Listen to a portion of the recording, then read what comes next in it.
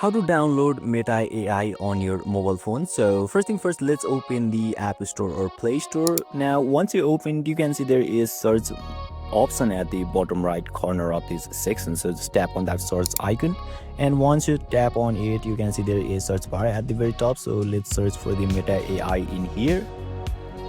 So once you search it, you can see there is an app at very first shown in the screen, and it is developed by Meta Platform Inc. And don't forget, there is download button at the right side. So just tap on that download button, and yeah, your download will begin automatically.